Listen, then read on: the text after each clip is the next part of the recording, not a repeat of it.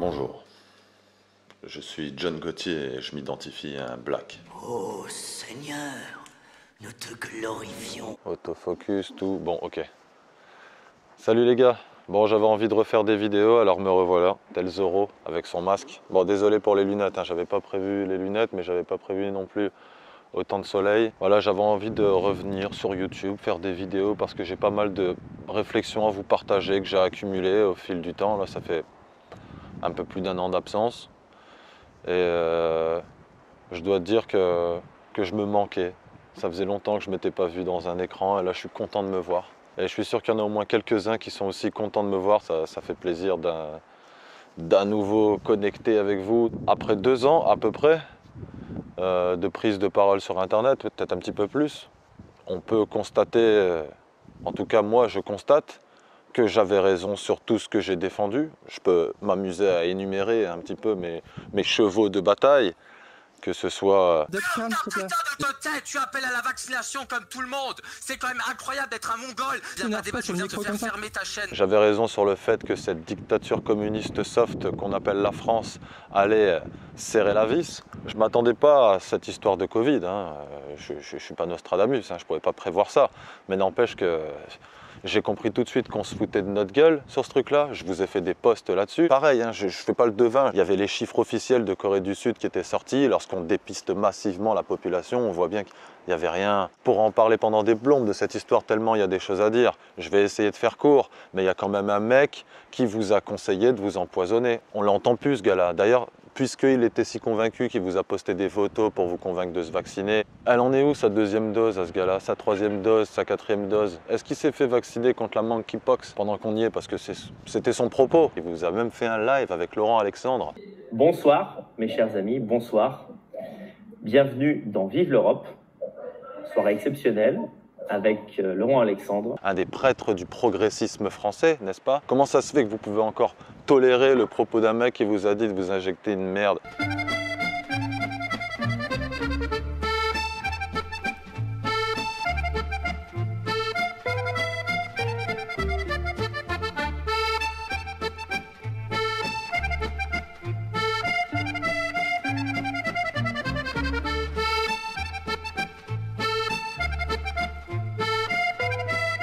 Tu appelles à la vaccination comme tout le monde. C'est quand même incroyable d'être un mongol. Il y en a qui vous parlaient de signes noirs, ils ont supprimé leurs vidéos parce qu'ils n'assument pas. Il y en a qui se sont auto-confinés.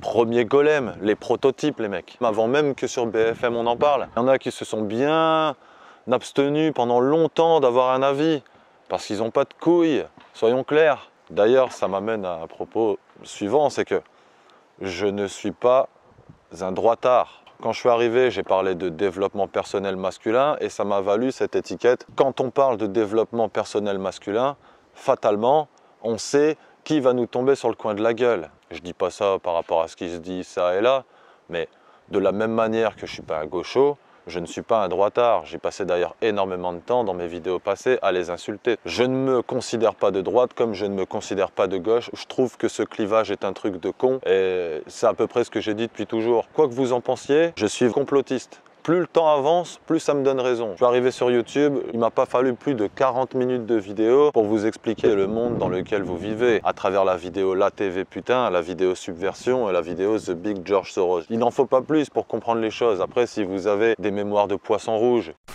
j'y peux rien. Oui, donc je veux pas politiser mon propos en résumé.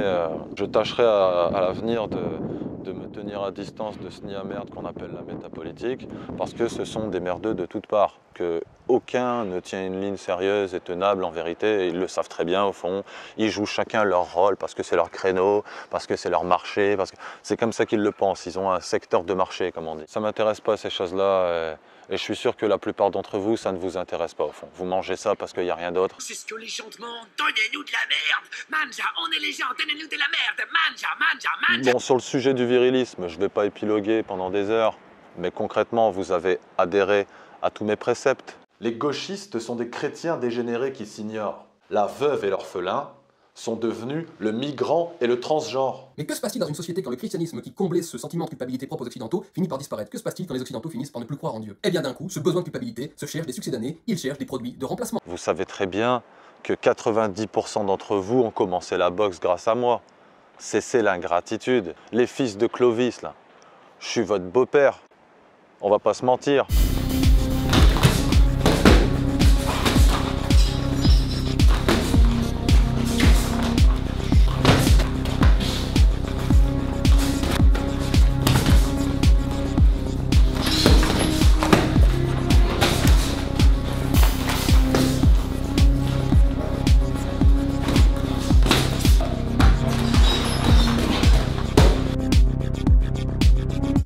En termes L'uppercut de John.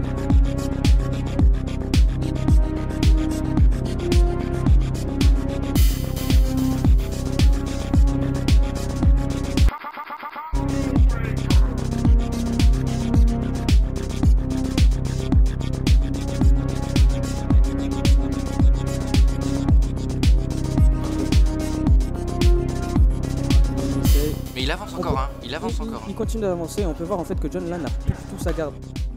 Je suis votre beau papa, mais vous êtes des beaux fils ingrats, plus sérieusement. Bon, j'ai rien contre vous, les fils de Clovis, hein. Je disais ça pour la petite blague. Je trouve que vous êtes des bons gars de faire ce que vous faites. Par contre, les mecs qui vous encadrent et vous partagent, je les aime pas. Ils m'ont boycotté par ressentiment. Ils me détestent parce que je suis black. Parce que ce que je disais, ça venait pas de 2 ans plus tard, ils me donnent raison, tous autant qu'ils sont. Tout ce que j'ai dit s'est avéré avec le temps. J'ai même prophétisé Andrew Tate.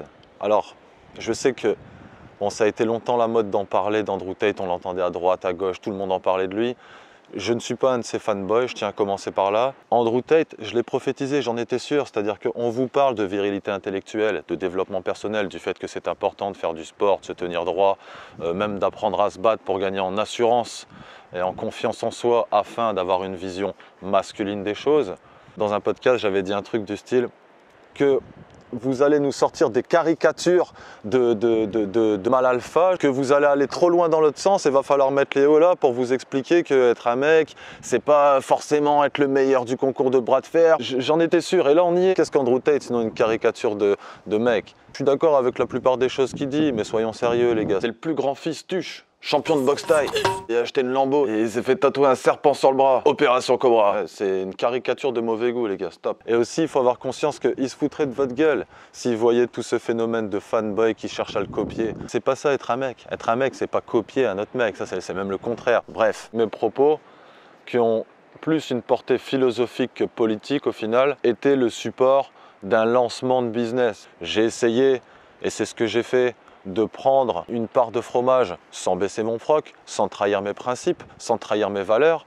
Je pense que je l'ai fait proprement, j'ai escroqué personne et que ce fut un franc succès dans le sens où j'arrive sur internet et en 3 mois je suis connu. J'ai fait 50K à peu près en un an. Bon, je sais que pour certains qui font des 1 million d'euros c'est ridicule, mais qu'est-ce que j'en ai à foutre moi de leur point de vue à eux.